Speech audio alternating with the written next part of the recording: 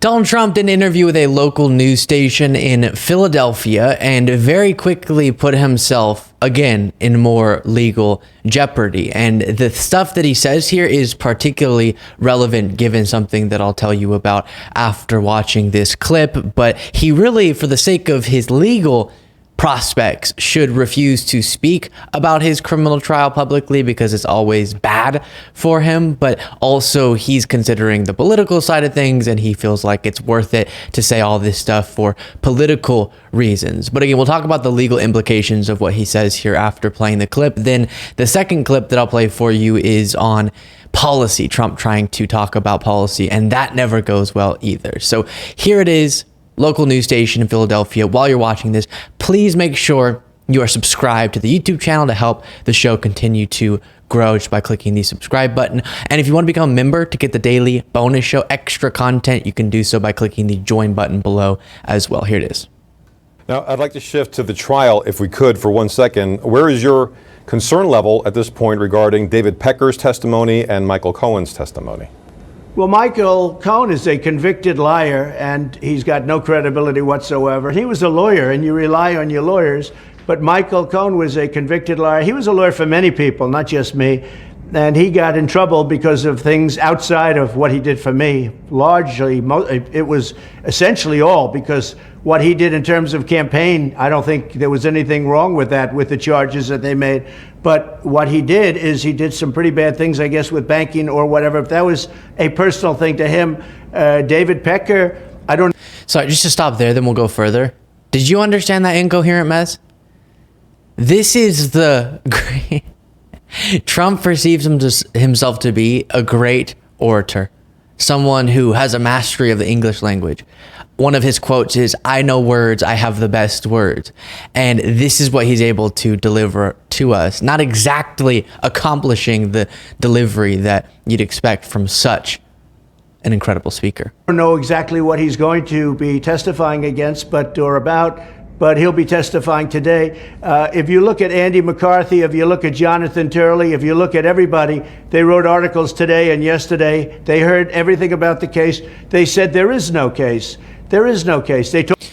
Yes, so shockingly, Fox News is taking Trump's side in this whole ordeal. But what is so wild about him saying this, and actually the timing is super notable given that he recorded this before, but now, right now, is taking place a gag order hearing where the judge is deciding, is he going to hold Trump in contempt, criminal contempt of court, because Trump continues to violate his gag order. And more statements like that where he directly by name attacks witnesses, which is an obvious violation of his gag order, is not the thing he wants to be doing, again, for his legal prospects. For political reasons, he clearly wants to, but this is daring the judge to take more aggressive action. That could be in the form of fines and eventually temporarily jailing Donald Trump. That seems completely implausible given who Trump is and the way that he's been treated thus far, which is often much softer because of who he is. But if any other criminal defendant continued to violate gag orders like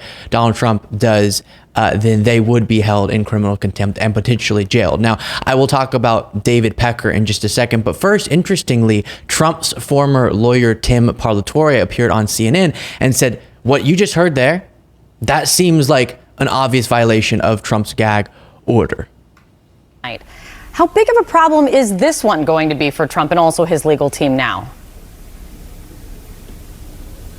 I mean, I think that this interview to me does seem to be a direct violation of the order as it is written. And so I think it's problematic for him, especially that this airs, while the judge is, currently sitting and trying to decide the issue. So the fact that it happened before the hearing, I think helps, at least a little bit. I mean, if he had done that interview live last night after the hearing, then I think the judge would have no choice. And developing this hostile of a relationship between Trump's lawyers, Donald Trump, and the judge, and showing him that Trump is so willing to blatantly violate the orders of the judge and blatantly attack the legitimacy of this process. That's not exactly great the very beginning of this whole trial process, and that's what Trump continues to do. Now, I do want to address his talking point of Michael Cohen being a convicted felon, which is true, and Michael Cohen being a liar who got caught lying in front of Congress, which is true.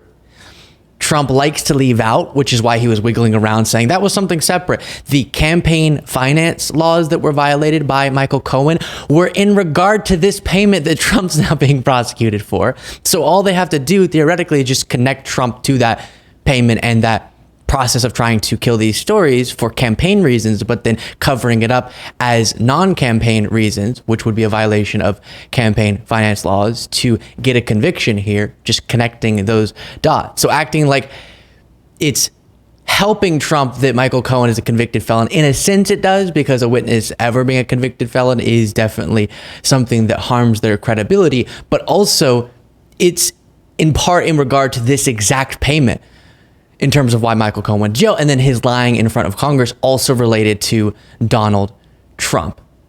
Now, I talked about the hostility with the judge. Before I get on to more from this interview, here is CNN breaking down in this gag order hearing that now it seems like Trump is, again, just nudging and pushing this judge to side against him on.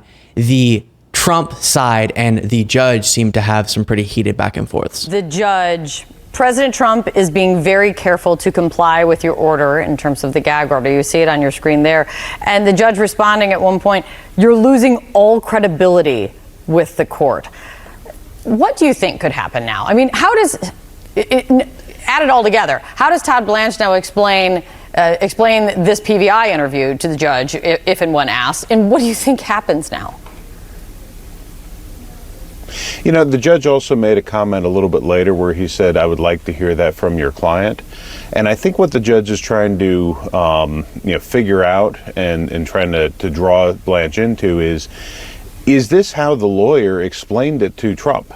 And obviously that's problematic to get into privileged conversations, but Todd is kind of towing the line of saying, this is what he has done is not a violation of the order.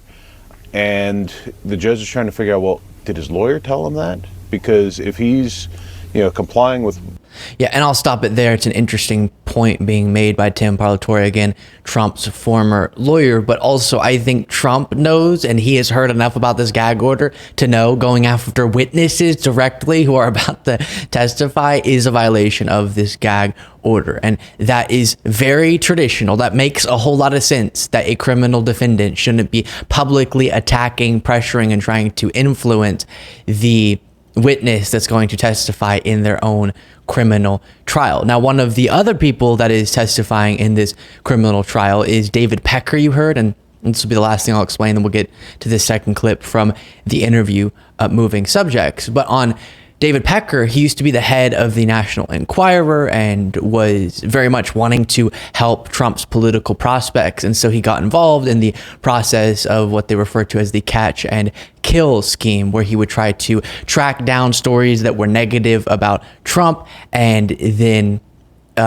purchase the rights to them, then never run that story. So suppress bad stories about Trump, which by itself is not illegal. What is illegal is, and what David Pecker is revealing in this testimony, is that this was clearly an effort to influence and benefit Trump's campaign, his political prospects. So then if you have that knowledge, this broader effort was related to Trump's political prospect, was campaign related efforts, and then they were trying to pass this off as a legal expense unrelated to the campaign, which is what they're trying to do now, then that could hurt Trump a lot. Here's this being reported on, and this is from the Washington Post. Trump now faces a criminal trial over the payment, and whether the payment was campaign related rather than personal is one of the biggest legal questions. The Manhattan District Attorney's Office argues that Trump's alleged falsifications of business records, which would otherwise be a misdemeanor charges, are felonies because they covered up a crime. It is accused Trump of not just illegal payments, but also election interference. Quote, the defendant, Donald Trump, prosecutor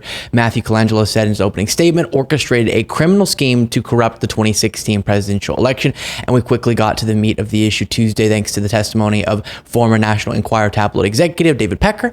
Pecker made clear that any efforts to distance this payment from the campaign will be difficult for the Trump legal team, if he even attempts too. And so he's providing testimony that this was overtly an effort to benefit the campaign, and thus trying to describe it as a personal payment, thus not a campaign expense, will be very difficult for them. Moving on from that, here is Trump addressing policy. Now, the Biden camp seems focused a lot of its message around the abortion issue and the passage of the infrastructure deal. What is your counter message regarding those issues? Well, first of all, in the infrastructure deal, a lot of it's for the Green New Scam. And a lot of that money is being wasted, and it's caused inflation, and it's going to cause higher taxes, and it has caused higher taxes. On the abortion thing, and it's a very simple... So because he's about to get into a long and rambling rant about abortion, let me just go ahead and respond there to the infrastructure. Obviously, he's being completely inaccurate, and the infrastructure law in many ways is what he kept promising to do, investing in roads, bridges, broadband, clean and reliable drinking water, updating airports, investing in passenger rail, etc. And yes, some in there is for stuff like electric vehicles. But given the fact that this infrastructure law was bipartisan, it would be hard to imagine that it was the Green New Deal. Situation that has now been worked out. For 52 years, they've been trying to get it back to the states. I was able to get it back to the states. Now all of the states are making their decision. Pennsylvania's making its decision. They're all making their decision. And this is what people have wanted. It's taken the complexity out of it. It's very simple. It's now states. The people are voting, and they're voting all over the country. Sometimes it's conservative, sometimes it's not conservative. But the abortion issue has been really largely taken off the table, because when we did this, we did what both sides, everybody wanted. Legal scholars wanted, everybody. They wanted to take abortion. Now you'll notice right now we're 1 minute and 9 seconds into this clip, and the host doesn't come in for the whole rest of the clip as I'm showing our video viewers, and the clip in full is 2 minutes and 7 seconds. So he talks for a whole nother minute, and he just loops and loops and loops. And so I won't subject you to that, but he is doing this very strange thing. You rarely see in politics where they just try, or in this case, he just tries to convince you by repeating it enough times that an issue is not something you should care about, and that everything has been settled on the subject of abortion. Everyone's fine. Everyone's happy. He goes on to list off how different states are doing different things, and everyone just loves it. And now you can get the perfectly crafted plan for your state. No, see, people are upset with that. That's the whole outrage. That's why there's even a conversation going on right now. We were good with Roe v. Wade being the law of the land nationwide. Now that you overturn that, there is disastrous outcomes in state after state. And that's why people are upset with you. So no matter how many times Trump repeats, everyone's happy, it's off the table, nobody cares about this topic anymore, he's not going to convince the American people of it. Let me know what you thought of all that in the comments.